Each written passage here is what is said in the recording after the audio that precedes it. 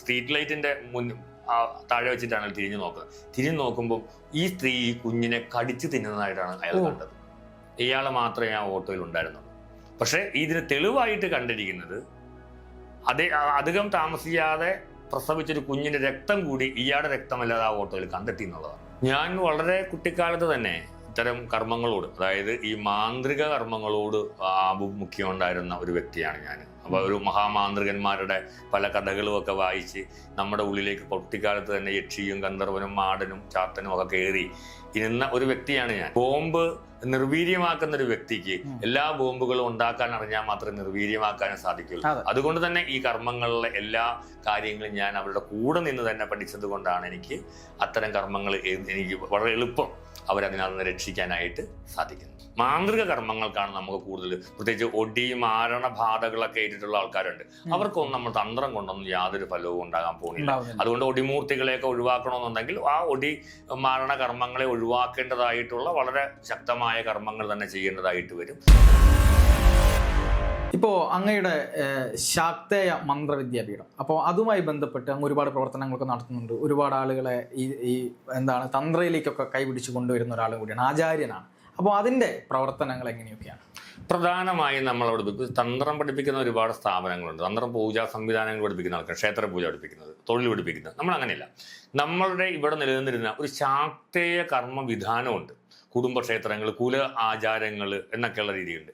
ഈ നഷ്ടപ്പെട്ടു പോയ ആ കുലാചാരം എന്ന് പറയുന്ന ആ ആചാരത്തിലേക്ക്, ശാക്തേയ കർമ്മങ്ങളിലേക്ക്, ശാക്തേയ സാധനകളിലേക്ക്, ആ മൺമറഞ്ഞു പോയ അറിവുകളെ പുനർസൃഷ്ടിക്കാനും അതിനാഗ്രഹിക്കുന്ന ആളുകൾക്ക് ദീക്ഷകൾ കൊടുത്ത് അത്തരം കർമ്മങ്ങൾ പഠിപ്പിച്ച് അവരുടെ ജീവിതത്തിൽ ഉയർച്ചയുണ്ടാക്കാനും, അത്തരം തറവാടുകൾക്ക് ഭിന്നിച്ചു പോയ തറവാടുകളെ ഇതിന്റെ പേരിൽ ഒന്നിപ്പിച്ച് നിർത്താനും ഒക്കെ ആയിട്ടുള്ള ശാക്തേയ കർമ്മങ്ങളാണ് നമ്മൾ കൂടുതലായിട്ട് പഠിപ്പിക്കുന്നത്. അപ്പൊ അതിന് വേണ്ടിയിട്ടുള്ള പുതിയ തലമുറയിൽപ്പെട്ട ആളുകൾക്ക് അവർക്ക് ആവശ്യമായിട്ടുള്ള ദീക്ഷകൾ കൊടുക്കുക, അവരിങ്ങനെയുള്ള കർമ്മവിധാനങ്ങൾ പഠിപ്പിക്കുക. അപ്പൊ അതുപോലെയാണ് അത് പ്രധാനമായും ഒരു ഭാഗത്ത് നമ്മുടെ ഒരു അക്കാഡമിക്കലായിട്ട് നമ്മൾ ചെയ്യുന്ന ഒരു കാര്യം ദീക്ഷ കൊടുക്കലും പഠിപ്പിക്കലുമാണ്. മറുഭാഗത്ത് എന്ന് പറയുന്നത് ഇത്തരം മാന്ത്രികമായിട്ടുള്ള ആഭിചാര ദോഷങ്ങളുള്ള ആളുകളുണ്ട്, ദോഷങ്ങൾ ഏറ്റിട്ടുള്ള ആളുകളുണ്ട്. കൂടോത്രം, കൈവിഷ്ണം, ആഭിചാരം, ബാധ, ഇങ്ങനെ പലതരത്തിൽ പല സ്ഥലങ്ങളിലും പോയിട്ട് ഇതിനൊന്നും മാറ്റാൻ സാധിക്കാതെ വന്നിരിക്കുന്ന ആളുകളുണ്ട്. അത്തരം ആളുകളെ ഇങ്ങനെയുള്ള ഒരു ദുർമാർഗത്തിൽ നിന്ന് രക്ഷിക്കാൻ, ആ കുടുംബത്തെ രക്ഷിച്ചു കൊണ്ടുപോകാനും അവരിൽ പ്രവേശിച്ചിട്ടുള്ള ഇതുപോലെയുള്ള ആഭിചാര മാരണ ദോഷങ്ങളെയും പ്രേതബാധകളെയും ഒക്കെ ഒഴിവാക്കി അവർക്ക് ശക്തമായിട്ടുള്ള ഒരു പിൻബലം കൊടുക്കാനൊക്കെ ആയിട്ട് വേണ്ടിയിട്ടുള്ള മാന്ത്രിക താന്ത്രിക കർമ്മങ്ങൾ, മലബാര സമ്പ്രദായത്തിലുള്ള കർമ്മങ്ങൾ, മലബാര സമ്പ്രദായ കർമ്മം, ശാക്തേയ സമ്പ്രദായത്തിലുള്ള കർമ്മം, താന്ത്രിക കർമ്മം, അതെന്ത് കർമ്മമാണോ ഓരോരുത്തർക്ക് ആവശ്യമായിട്ടുള്ളത് അത്തരം കർമ്മങ്ങളിലൂടെയാണ് നമ്മൾ അവരെ അതിൽ നിന്ന് മോചിപ്പിക്കാൻ വേണ്ടിയിട്ട് ശ്രമിക്കുന്നത്. അത് നമ്മൾ തന്നെ, നമ്മുടെ ജ്യോതിഷം നോക്കാൻ വരുന്ന ആൾക്കാരുണ്ട്, അവർക്ക് നമ്മൾ എഴുതുന്ന ചാർട്ടുകൾ പ്രകാരം ചെയ്യും. പുറത്തുനിന്ന് മറ്റ് ജ്യോതിഷന്മാർ പറയുന്ന ചാർട്ടുകൾ വഴിയാലും കേരളത്തിന് പുറത്തുനിന്നുള്ള ആൾക്കാരൊക്കെ വരാനായിട്ടുണ്ട്. അങ്ങനെയുള്ള കാര്യങ്ങളാണ് നമ്മൾ കൂടുതലായിട്ട് അവിടെ ചെയ്യുന്നത്. കൂടുതൽ താന്ത്രികമാണ് കൂടുതലായിട്ട് ചെയ്യുന്നത്. ഒപ്പം ജ്യോതിഷവും. ഇപ്പോൾ രോഗ ദുരിതങ്ങൾ കൊണ്ട് കഷ്ടപ്പെടുന്ന ആളുകൾ, അതുപോലെ തന്നെ സാമ്പത്തിക ബുദ്ധിമുട്ട്, പ്രശ്നങ്ങൾ, തടസ്സങ്ങൾ, ഇത്തരത്തിലുള്ള നെഗറ്റീവ് എനർജികളുടെ ഒരു നെഗറ്റീവ് എനർജി ബാധിച്ചത് കൊണ്ട് ബുദ്ധിമുട്ടുന്ന എത്രയോ, ഇപ്പം അങ്ങ് നേരത്തെ പറഞ്ഞതുപോലെ ഇപ്പം ഈ പറയുന്ന പോലെ വിഷ്ണുവിൻ്റെ ഈ സുദർശന ഹോമമൊക്കെ ചെയ്യുന്നു, അല്ലെങ്കിൽ തന്ത്രപരമായിട്ട് ബ്രാഹ്മണിക്കലായിട്ടുള്ള കുറേ കാര്യങ്ങളൊക്കെ ചെയ്തിട്ടും ഒരു രക്ഷയുമില്ലാത്ത, ഇതൊന്നും കിട്ടുന്നില്ല, ഇതിലൊന്നും ഒരു കാര്യവുമില്ല എന്നൊക്കെ പറയുന്ന ആളുകളുണ്ട്. അപ്പൊ അത്തരത്തിലുള്ള ആളുകൾക്കടക്കം ഒരു നല്ല ഒരു ഫലം കിട്ടുന്ന രീതിയിലേക്കുള്ള കാര്യമാണ് അവിടെ ചെയ്യുന്നത്. നമ്മൾ ചെയ്യുന്നത് ശാക്തേയ കർമ്മമാണ്. അതായത് കുറച്ച് കടുത്ത പ്രയോഗങ്ങളാണ് നമ്മൾ കൂടുതലായിട്ട് ചെയ്യുന്നത്. കാരണം സാധാരണഗതിയിൽ പറ്റാത്ത ആൾക്കാരുണ്ട്. ചിലപ്പം ഫസ്റ്റ് എയ്ഡ് കൊണ്ടോ അല്ലെങ്കിൽ ഏതെങ്കിലും ഒരു ട്രീറ്റ്മെന്റ് കൊണ്ടോ പറ്റാത്തവർക്ക് ഓപ്പറേഷൻ ആവശ്യമായിട്ട് വരും. അപ്പൊ അങ്ങനെയുള്ള ഓപ്പറേഷണൽ ആയിട്ടുള്ള കർമ്മങ്ങളാണ് നമ്മൾ കൂടുതൽ ചെയ്യുന്നത്. അത് ശാക്തേയ സമ്പ്രദായത്തിൽ തന്നെ പാരമ്പര്യമായി ശാക്തേയ കർമ്മത്തിന്റെ രീതികളിലാണ് നമ്മൾ അത്തരം കർമ്മം ചെയ്യുക. അതുകൊണ്ട് തന്നെയാണ് അതിന്റെ ഫലം കൂടുതലായിട്ട് കിട്ടുക. സാധാരണ തന്ത്ര സംവിധാനങ്ങളിൽ കൂടെ ചെയ്തിട്ട് ഫലം ലഭിക്കാത്ത ആൾക്കാരാണ് നമ്മുടെ അടുക്കളേക്ക് കൂടുതലായിട്ട് വരുന്നത്. നമ്മൾ തന്ത്ര സംവിധാനത്തിൽ കൂടുതൽ അപ്പുറം മാന്ത്രിക കർമ്മങ്ങൾക്കാണ് നമുക്ക് കൂടുതൽ, പ്രത്യേകിച്ച് ഒടി മാരണ ബാധകളൊക്കെ ഏറ്റിട്ടുള്ള ആൾക്കാരുണ്ട്. അവർക്കൊന്നും നമ്മൾ തന്ത്രം കൊണ്ടൊന്നും യാതൊരു ഫലവും ഉണ്ടാകാൻ പോകുന്നില്ല. അതുകൊണ്ട് ഒടിമൂർത്തികളെയൊക്കെ ഒഴിവാക്കണമെന്നുണ്ടെങ്കിൽ ആ ഒടി മാരണ കർമ്മങ്ങളെ ഒഴിവാക്കേണ്ടതായിട്ടുള്ള വളരെ ശക്തമായ കർമ്മങ്ങൾ തന്നെ ചെയ്യേണ്ടതായിട്ട് വരും. അങ്ങനെ കർമ്മങ്ങളാണ് പലപ്പോഴും വരുന്ന. ഒരു വ്യക്തി ആയിരിക്കില്ല എൻ്റെ അടുക്കലേക്ക് വരുന്നത്, ഒരു കുടുംബം ദൈവം തന്നെയാണ് എൻ്റെ അടുക്കലേക്ക് മിക്കവാറും വരുന്നത്. കാരണം കുടുംബത്തിലെ എല്ലാവർക്കും ബാധിച്ചിട്ടുള്ള ദോഷങ്ങൾ ഓരോ രീതിയിലായിരിക്കും എന്ന് മാത്രം. അങ്ങനെയുള്ള കർമ്മങ്ങൾ നമ്മൾ കൂടുതലും മാന്ത്രിക കർമ്മങ്ങളാണ് കൂടുതലായിട്ട് ചെയ്യുന്നത്. ഇപ്പോൾ അങ്ങയുടെ അവിടെയുള്ള പ്രതിഷ്ഠ എനിക്ക് തോന്നുന്നു വിഷ്ണുമായ സ്വാമിയും ഭദ്രകാളിയുമാണെന്ന് തോന്നുന്നു. അപ്പം ആ പ്രതിഷ്ഠയുമായി ബന്ധപ്പെട്ട എന്തെങ്കിലും കാര്യം പറയാമോ? അങ്ങ് എങ്ങനെയാണ് ഈ മേഖലയിലേക്ക് എത്തിയത്?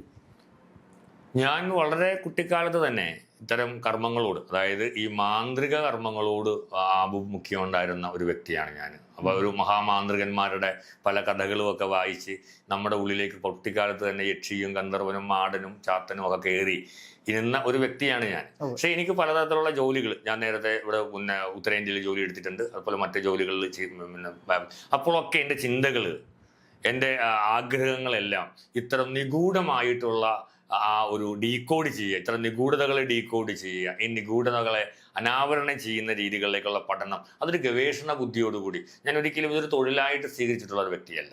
തൊഴിൽ ചെയ്യാൻ വേണ്ടിയിട്ടുമല്ല ഞാനിത് പഠിച്ചത്.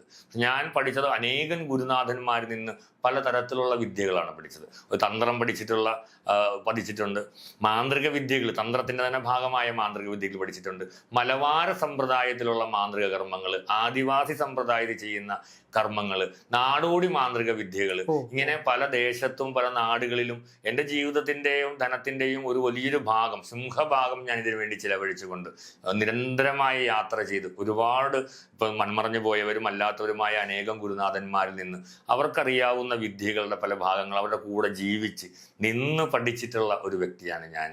അപ്പൊ അതുകൊണ്ട് തന്നെയാണ് ഓരോ ആളുകളുടെ ഏത് കർമ്മം ചെയ്യേണ്ട വന്നാലും എനിക്ക് വ്യക്തമായിട്ട് അറിയാൻ സാധിക്കുന്നത്. ഞാൻ ഈ എല്ലാ കർമ്മവും പഠിച്ചിട്ടുള്ള ആയതുകൊണ്ട് ഓരോരുത്തരും ചെയ്ത കർമ്മം എന്താണെന്നും അതിന്റെ കീഴിൽ എന്തൊക്കെ ഉണ്ടെന്ന് എനിക്ക് വ്യക്തമായി അറിയാം.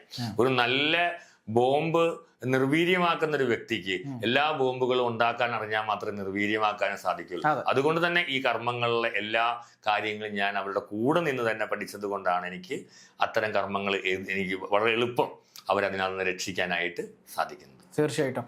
ഇപ്പോൾ അങ്ങ് ഇത്രയും കാര്യങ്ങൾ പറഞ്ഞ സമയത്ത് അങ്ങേക്ക് ഇപ്പോൾ പല നമ്മുടെ പ്രേക്ഷകരൊക്കെ പലപ്പോഴും ചിന്തിക്കാറുണ്ട്, ഇപ്പോൾ ഈ പാരാസൈക്കോളജി, സ്പിരിച്വലിൻ്റെ അപ്പുറത്തേക്ക് പാരാനോർമലായിട്ടുള്ള പല കാര്യങ്ങളും കേൾക്കാൻ പ്രേക്ഷകർക്ക് ഭയങ്കര ഇഷ്ടമാണ്. ഇപ്പം സോൾ പ്രസൻസ്, ആത്മാവിനെ കണ്ടു, പ്രേതബാധയുമായി ബന്ധപ്പെട്ട കാര്യങ്ങൾ, അത്തരത്തിൽ എന്തെങ്കിലും അനുഭവം അങ്ങേക്കുണ്ടായിട്ടുണ്ടോ? അല്ലെങ്കിൽ അങ്ങ് അടുത്തറിയുന്ന ആർക്കെങ്കിലും ഇത്തരത്തിലുള്ള അനുഭവങ്ങൾ ഉണ്ടായതായി കേട്ടിട്ടുണ്ടോ? എന്തെങ്കിലും അനുഭവങ്ങളുണ്ടോ? അങ്ങനെ നേരിട്ട് അനുഭവിച്ചിട്ട ആളാണ്, അതുപോലെ കേട്ടിട്ടുണ്ട്. അപ്പൊ ഞാൻ ഇതിനെക്കുറിച്ചൊരു പുസ്തകം തന്നെ തയ്യാറാക്കണമെന്ന് ആഗ്രഹിക്കുന്ന ഒരു വ്യക്തിയാണ്. അപ്പൊ ഈ പ്രേതാനുഭവങ്ങളെ കുറിച്ചിട്ടുള്ള ഒരു പുസ്തകങ്ങൾ തന്നെ ഉണ്ടാക്കണമെന്ന് ആഗ്രഹിക്കുന്ന വ്യക്തിയാണ്. അപ്പൊ നമ്മുടെ സമൂഹം അത് എത്രത്തോളം ഉൾക്കൊള്ളും എന്നുള്ളത് കൊണ്ട് ഞാൻ പിന്നെ അതിലേക്ക് കൂടുതൽ ശ്രമിച്ചിട്ടില്ല. എനിക്ക് നേരിട്ട് അനുഭവമുണ്ട്. അതായത് ഒരു പ്രേതം എൻ്റെ കൂടെ സന്തത സഹചാരിയായി നടന്നൊരു കാലഘട്ടം ഉണ്ടായിരുന്നു.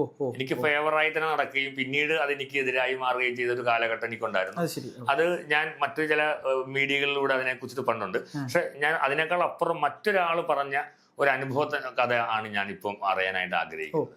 അതായത് ഒരു ഓട്ടോറിക്ഷക്കാരൻ തളർന്നു കിടക്കുകയാണ്. ഒരു അപകടം ഉണ്ടായതാണ്. അയാൾക്ക് പോസ്റ്റിൽ പോയി ഓട്ടോറിക്ഷ ഇടിച്ചു. അപ്പോൾ അയാൾ പോലീസിന് കൊടുത്തിരിക്കുന്ന മൊഴി വളരെ വിചിത്രമാണ്. നമ്മുടെ നിയമ സംവിധാനങ്ങൾക്കും നമ്മുടെ ആധുനിക ചിന്താധാരകൾക്കൊന്നും ദഹിക്കാത്ത ഒരു കാര്യമാണ് ഇയാൾ പറയുന്നത്. അതുകൊണ്ട് തന്നെ അതിനെ അത്രയ്ക്ക് വലിയൊരു, അതായത് അയാളൊരു ഭ്രമത്വമാക്കി മാറ്റി തള്ളിക്കളയുകയാണ് ചെയ്തത്. പക്ഷെ തൻ്റെ മൊഴിയിൽ ഈ ഓട്ടോറിക്ഷക്കാരൻ ഉറച്ചു നിൽക്കുകയും ഈ പോലീസുകാരൻ ഈ കഥ പറയുകയും ചെയ്തു. അയാൾ ഇങ്ങനെ ഒരു മൊഴി തന്നിട്ടുണ്ട്. ഈ പോലീസുകാരൻ അല്പമെങ്കിലും വിശ്വാസമുള്ളതായതുകൊണ്ട് അയാളും പാതി വിശ്വസിക്കുന്നുണ്ട്. അങ്ങനെ ഈ ഓട്ടോറിക്ഷക്കാരനെ ചെന്ന് കണ്ടപ്പം ഈ ഓട്ടോറിക്ഷക്കാരൻ നമ്മുടെ ഒരു മെഡിക്കൽ കോളേജിന്റെ വാതിക്കൽ കൂടെ ഒരു ഓട്ടം കഴിഞ്ഞ് തിരിച്ചു പോകുമായിരുന്നു. അപ്പോൾ അർദ്ധരാത്രിയാണ് സമയം. അയാൾ ഒരു ഏരിയ ആക്കിയിട്ട് ആ മെഡിക്കൽ കോളേജിന്റെ അന്ന് വിജനമാണ് ആ മെഡിക്കൽ കോളേജ്. ആ മെഡിക്കൽ കോളേജിന്റെ വാതിൽ കൂടെ കടന്നു പോകുന്ന പഴയ ഒരു മെഡിക്കൽ കോളേജാണ്. അന്ന് മുമ്പ് കടന്നു പോകുന്ന സമയത്ത് ഒരു കൈക്കുഞ്ഞുമായിട്ടൊരു സ്ത്രീയെ നിന്നിട്ട് കൈ കാണിച്ചു ഓട്ടോറിക്ഷയിൽ. അപ്പോൾ ഓട്ടോറിക്ഷയിൽ കൈ കാണിച്ചു. അപ്പോൾ ഏതോ അത്യാവശ്യം ഇപ്പോൾ ഡോക്ടറുടെ വീട്ടിലേക്കോ വേറെ ട്രീറ്റ്മെന്റ് ആവശ്യത്തിന് പോകാനായിട്ട് ഒരു കുഞ്ഞോ അമ്മയോ ആണെന്ന് വിചാരിച്ചിട്ട് അയാൾ ഓട്ടോ നിർത്തി ഇവർ അകത്തേക്ക് പ്രവേശിച്ചു.